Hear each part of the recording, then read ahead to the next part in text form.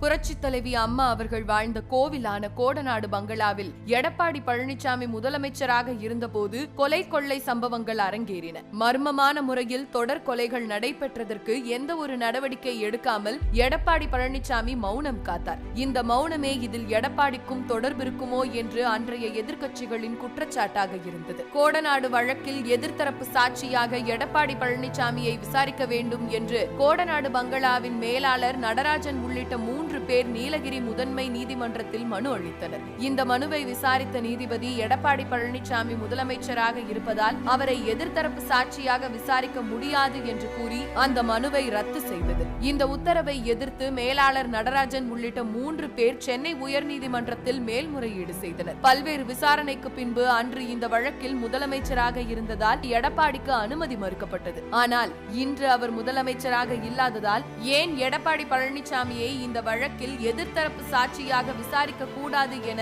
மனுதாரர் தரப்பின் கோரிக்கையை ஏற்று சென்னை உயர்நீதிமன்றம் கேள்வி எழுப்பியுள்ளது. எடப்பாடி பழனிசாமி நினைத்திருந்தால் கோடநாடு வழக்கின் குற்றவாளிகளை சட்டத்தின் முன் நிறுத்தி இருக்கலாம். ஆனால் அதை அவர் செய்யவில்லை. இன்றைய முதலமைச்சர் அன்றைய எதிர்க்கட்சி தலைவர் மு.க. ஸ்டாலின் அவர்கள் நான் ஆட்சிக்கு வந்தால் 90 நாட்களில் கோடநாடு குற்றவாளிகளை சட்டத்தின் முன் நிறுத்துவேன் என கூறினார். ஆனால் அவரும் இந்த வழக்கை குழி தோண்டி புதைத்து விட்டார். இந்த தாமதத்தில் தான் எடப்பாடிக்கும் மு.க. ஸ்டாலினுக்கும் ஏதேனும் ஒப்பந்தம் இருக்குமோ என்ற சந்தேகம் எழுகிறது. கோடநாடு வழக்கின் விசாரணைக்கு அனுமதி அளித்தால்தான் பல உண்மைகள் வெளிச்சத்திற்கு வரும்.